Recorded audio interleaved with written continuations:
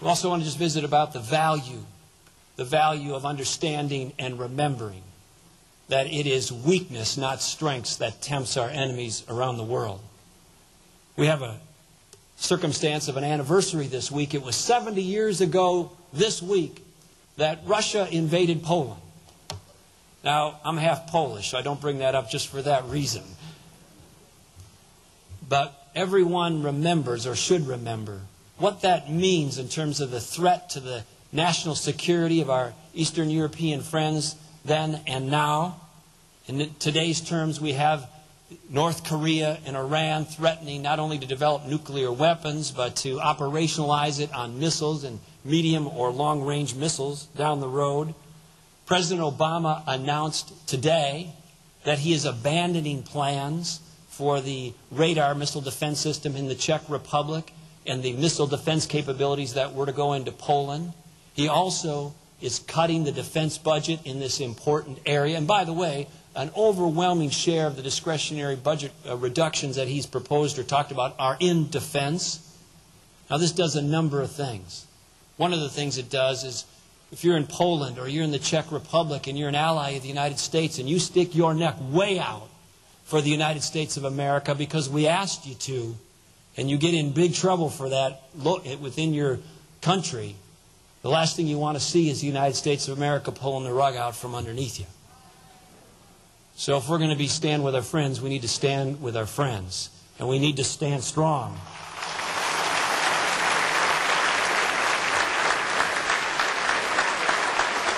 History is clear. Appeasement doesn't work.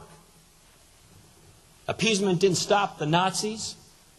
Appeasement didn't stop the Soviets. Appeasement didn't stop and hasn't stopped the terrorists. And we need to stand with our allies like Israel. We need to stand like our allies with Eastern Europe.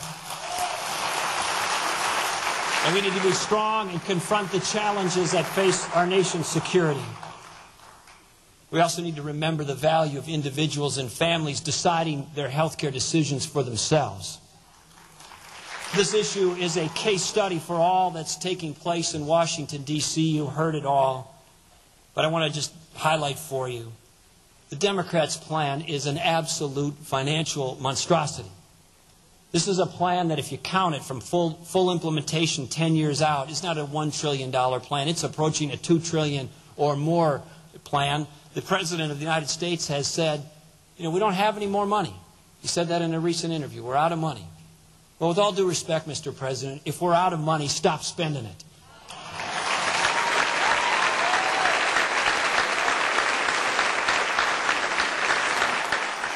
It's also a plan that features taxes on employers, taxes on individuals, taxes on manufacturers of life-saving medical devices and technology, and down the list. It's a bucket load of tax increases. Even with that, it doesn't even begin to pay for itself.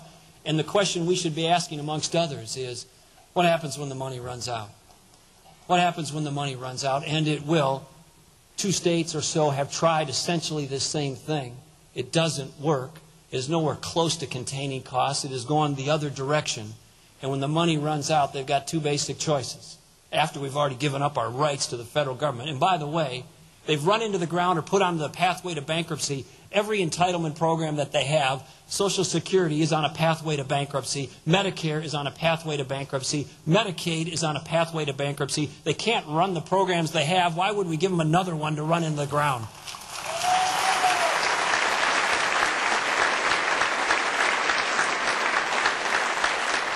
But what happens when the money runs out? They have 2 basic choices. They can raise taxes some more, or they can begin to ration care. I don't like either option, and I know you don't either. This proposal needs to get killed. It is a bad idea.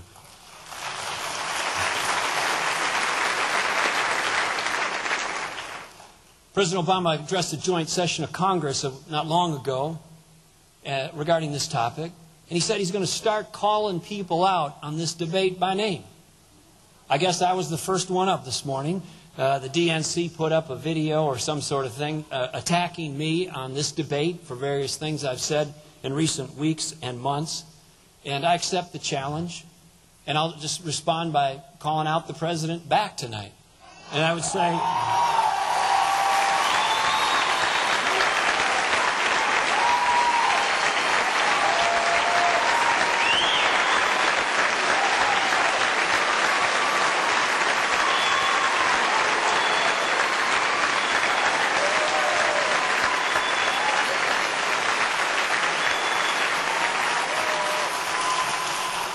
And what I'd like to say to him is DNC, and he calls me out, I'll call you back. Here's my message. Stop spending the country into bankruptcy. Stop taxing us into oblivion. And the next time you address a group of young people, maybe you should apologize for the crushing debt you're putting on their shoulders.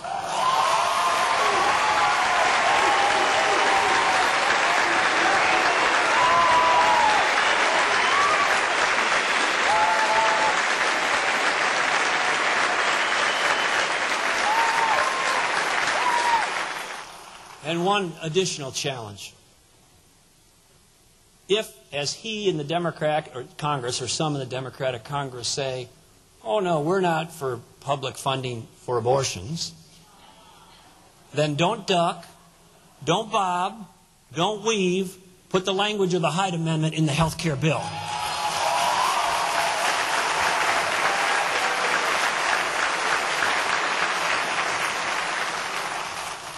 I'm going to close with one last story. It's a true story. In January of 1981, it was a cloudy, cold day in Washington, D.C.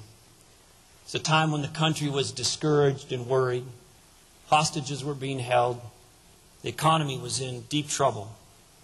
And shortly after noon on a January day, 1981, Ronald Reagan walked out of the United States Capitol, and he strode to the podium to be sworn in as the President of the United States of America. As if on a director's cue, the clouds parted and a ray of sunshine hit the podium and him.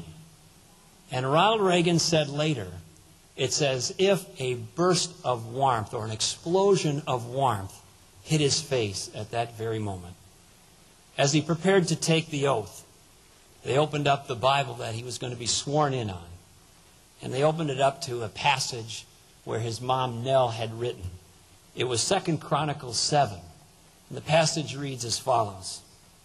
If my people, who are called by my name, will humble themselves and pray and seek my face and turn from their wicked ways, then I will hear from heaven, forgive their sin, and heal their land.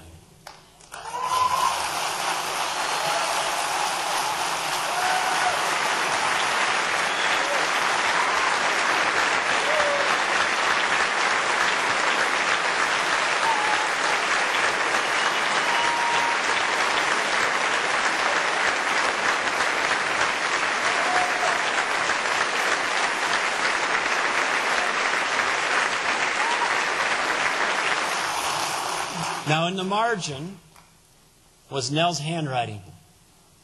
She had made a note decades before, not knowing what her son was going to do in the future. And in her handwriting, she wrote a great verse for healing the nations. A great verse for healing the nations. So there's many lessons to be drawn from that, but just a few. As we confront difficult times, as we do now, and surely we will again in the future, we need to do so with humility. We need to make sure that we are focused on wise values, not just wise cracks. We also need to know what our values are. We need to know why they're important. We need to work hard. And we need to humbly ask God to continue to bless the United States of America. Thanks for being here. Thanks for listening. I appreciate it very much. Have a great conference.